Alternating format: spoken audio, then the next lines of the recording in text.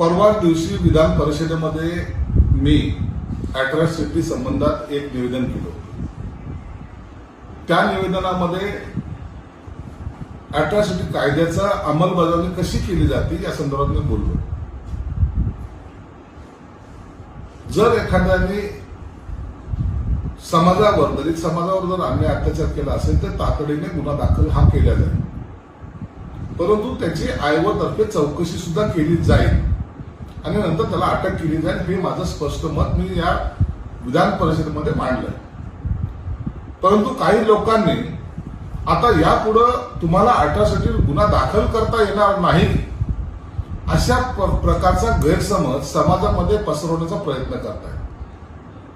मला ज्या खात्याचा मी मंत्री आहे, ज्या खातं मी चालवतो, त्यामध्ये दलित समाजातील, आमच्या उपेक्षित समाजातील या लोकांना न्याय द्यायची माझी भूमिका आहे, त्यांच्यावर अन्याय करण्याची नाही.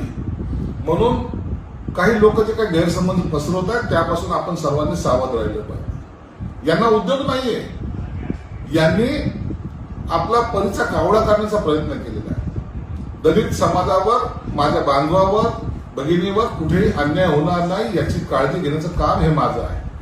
म्हणून आपण निश्चित राहा. कुठेही अन्याय झाला तर मला निश्चित फोन करा, मी तुमच्या सोबतीला उभा राहीन.